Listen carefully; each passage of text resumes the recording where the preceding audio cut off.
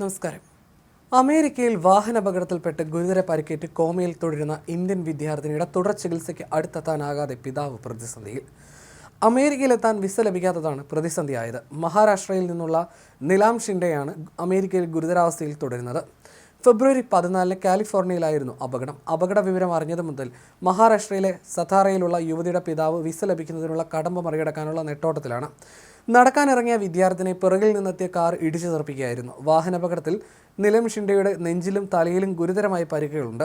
കൈകൾക്കും കാലുകൾക്കും ഒടിവ് സംഭവിച്ചിട്ടുണ്ട്. പോലീസാണ് ആശുപത്രിയിൽ എത്തിക്കുന്നത്. അപകടം നടന്ന് 2 ദിവസത്തിനു ശേഷമാണ് കുടുംബം വിവരമറിയുന്നത്. മകൾക്കൊപ്പം താമസിക്കുന്ന വിദ്യാർത്ഥിനികളാണ് വിവരമറിയിച്ചത്. സംഭവത്തിൽ ഒരാളെ പോലീസ് അറസ്റ്റ് ചെയ്തതായിട്ടാണ് വിവരം. തലച്ചോറിൽ ശസ്ത്രക്രിയ നടത്താൻ ആശുപത്രി അനുമതി തേടിയതായും എത്രയും പെട്ടെന്ന് യുഎസിലെത്താൻ ആവശ്യപ്പെട്ടതായും കുടുംബം പറയുന്നു.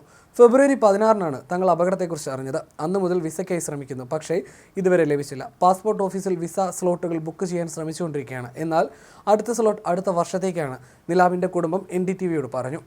കുടുംബത്തിനായി സഹായം അഭ്യർത്ഥിച്ച് NCP MP Supriya Sule tweet ചെയ്തിട്ടുണ്ട്. വിദേശകാര്യമന്ത്രി S ജയശങ്കറിനെ ടാഗ് ചെയ്ത പോസ്റ്റിൽ നിലാമിൻ്റെ പിതാവിന് വിസ ലഭിക്കാൻ സഹായം അഭ്യർത്ഥിച്ചിട്ടുണ്ട്. ഇത് വളരെ ആശങ്കയുണ്ടാക്കുന്നു. നാം എല്ലാവരും ഒത്തുചേർന്ന് പരിഹരിക്കണം. അവർക്ക് വിസ ലഭിക്കുമെന്ന് താൻ ഉറപ്പ് നൽകിയിട്ടുണ്ടെന്നും സുപ്രിയ സുലെ NDTVയോട് പറഞ്ഞു. മുംബൈയിലെ US എംബസിയുമായി ബന്ധപ്പെട്ടിട്ടുണ്ടെന്നും സുപ്രിയ പറഞ്ഞു. അതേസമയം വിദ്യാർത്ഥിനിയുടെ ആരോഗ്യസ്ഥിതിയെക്കുറിച്ച് ആശുപത്രി അധികൃതർ കൃത്യമായി വിവരങ്ങൾ നൽകുന്നുണ്ടെന്ന് കുടുംബം പറയുന്നു. 4 വർഷമായി US-ലാണ് നിലാം ഷിൻഡെ. അവസാന വർഷ വിദ്യാർത്ഥിയായിരിക്കെയാണ് അപകടമുണ്ടാകുന്നത്. ദിവസങ്ങൾക്ക് മുൻപാണ് യുവതിയുടെ അമ്മ മരിച്ചത്.